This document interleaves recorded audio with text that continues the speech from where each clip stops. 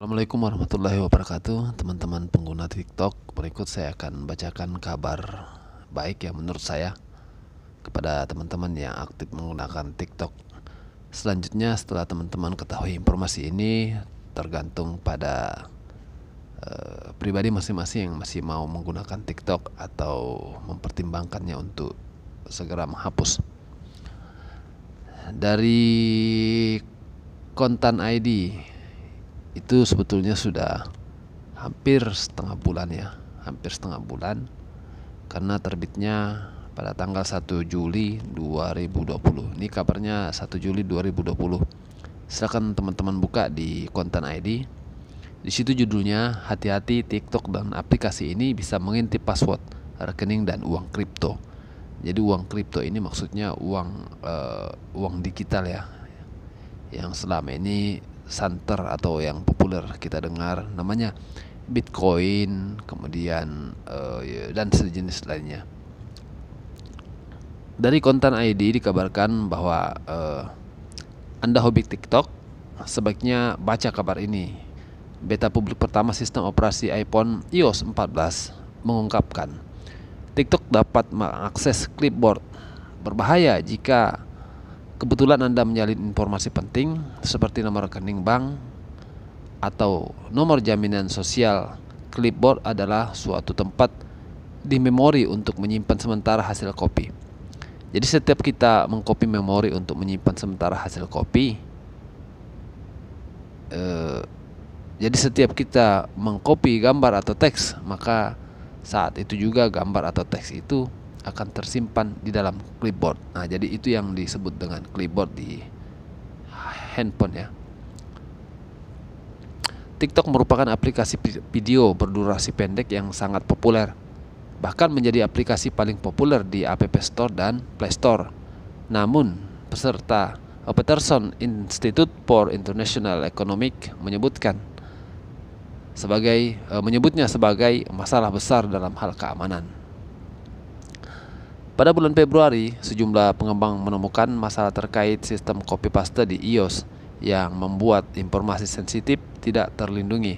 Salah satu pengembang yang menemukan masalah ini, Tommy Mix, mengatakan kepada Digital Trends pada konferensi pengembang WWDC 2020. Nah, masalah tersebut telah diperbaiki berkat fitur di iOS 14 yang menampilkan peringatan spanduk kepada pengguna iPhone ketika aplikasi sedang membaca clipboard mereka. Maret lalu, peneliti keamanan cyber membedahi masalah privasi terhadap sekitar 48 aplikasi iOS termasuk TikTok. Nah, itu. Kala itu TikTok berjanji akan memperbaiki sistemnya. Namun dari berbagai sumber, aplikasi asal Cina itu beserta 53 aplikasi lain ditemukan masih mengakses data sensitif para pengguna iPhone. Nah, ini buat teman-teman sekalian pertimbangkan ya. Nah, mengutip Ars Technica pekan lalu, data yang dapat dibaca oleh TikTok dan 53 aplikasi lain tersebut meliputi password, alamat dompet mata uang kripto, tautan akun, hingga pesan pribadi yang berbeda dalam clipboard. Nah, itu dia. Jadi silakan teman-teman, kalau misalnya kurang yakin mengenai informasi yang saya sampaikan ini, silakan buka Kontan ID ya. Seperti yang judulnya tadi saya sebutkan di awal.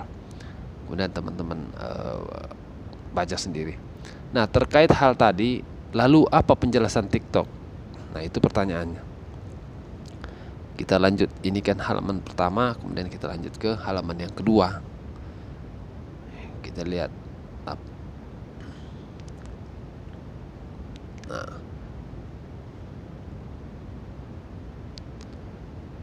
Nah, kepada Telegraph Maret lalu, TikTok menyatakan akan menghentikan praktik seperti itu. Begitu juga aplikasi lain.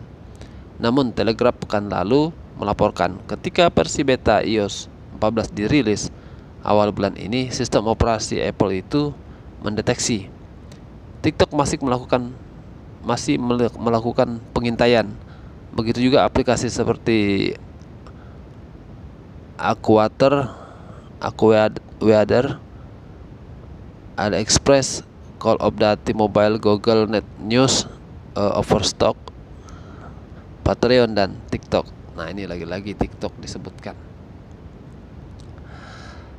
Sip Emoji Officer Emojipedia, Jeremy Burge melalui akun Twitternya mengunggah seberapa sering TikTok mengakses clipboard iPhone miliknya. Video tersebut menunjukkan setiap 1 hingga 3 ketukan TikTok berusaha mengambil konten clipboard Burge. Setiap kali TikTok mencoba tindakan ini, Jeremy menerima peringatan. Video lain yang diposting oleh Rin Jones menunjukkan sebagaimana iOS 14 memperingatkan pengguna ketika clipboard mereka sedang dimata-matai. Nah, ini jadi ada yang mengalami ya. Nah, di sini Jeremy Burge unggahan melalui akun Twitter Jeremy Burge itu, di sini ada screenshotnya. Jadi saya bacakan aja walaupun dalam bahasa Inggris, tapi saya akan berusaha untuk sebisa mungkin membacanya walaupun bahasa Inggris saya kurang pasti. The alternative possible is TikTok stealing what is on my clipboard every single time I type keystroke. Itu baris pertama, kemudian baris keduanya, I don't have a way to know for sure. So it worth voting out there. Nah, gitu kira-kira ya, silahkan nanti diartikan sendiri. Kemudian di unggahan screenshot unggahan Jeremy Burge yang kedua itu isinya, okay, so TikTok is grabbing the content of my clipboard every 1-3 keystroke. Yes, 14 is snitching on it with the new faster notification. Nah, itu. Kemudian ada juga screenshot di bawahnya. Ini berupa video. Nah, itu berupa video. Artinya ini bukti dari seseorang yang mengalami dugaan pengintaian data pribadi. Karena banyaknya pengguna iOS dan pembuat konten dari aplikasi asal Cina itu, TikTok menjadi kekhawatiran utama bagi beberapa pakar keamanan. TikTok mengklaim jenis clipboard yang mengintai pengguna pada bulan Maret itu berbeda dari jenis saat ini. Mengutip BBC, Senin 29 Juni, TikTok menegaskan tidak menerima atau menyimpan apapun dari clipboard. Jadi artinya TikTok sudah mengklarifikasi ya bahwa dia tidak menyimpan apapun. Nah, itu dia kabar terbaru dari TikTok ya. Kabar terpenting yang saya bacakan terkait dengan penggunaan TikTok. Jadi kembali kepada teman-teman sekalian, apakah mau menggunakan TikTok atau bagaimana. Kemudian di kabar lain juga saya bacakan sekalian. Nah, ini jadi judulnya, TikTok angkat kaki dari Hong Kong. Ada apa? Ini saya juga jadi penasaran, ini ada apa kira-kira ini kok TikTok angkat kaki dari Hong Kong. TikTok akan segera keluar dari Hong Kong dalam beberapa hari ke depan. Ini menyusul langkah Cina memberlakukan undang-undang keamanan nasional baru di Hong Kong. Nah, ini jadi Cina memberlakukan undang-undang keamanan nasional baru di Hong Kong. Mengingat peristiwa baru-baru ini, kami telah memutuskan untuk menghentikan operasi aplikasi TikTok di Hong Kong, ungkap juru bicara TikTok Selasa 7 Juli kepada Reuters. Langkah berani TikTok ini merupakan respon dari keputusan Facebook, Twitter, dan Google yang akan berhenti memproses permintaan data dari pemerintah Hong Kong. Jadi rupanya pemerintah Hong Kong meminta ya, meminta data dari itu akun media sosial tadi itu. Nah, lebih lanjut, masalah keamanan data memang sudah cukup lama menyerang TikTok. Perusahaan aplikasi hiburan ini sudah berulang kali menyangkal tuduhan pencurian data. TikTok bersikukuh, semua data pengguna aplikasi tidak mereka simpan di Cina dan tak ada akses sama sekali ke pemerintah Tiongkok.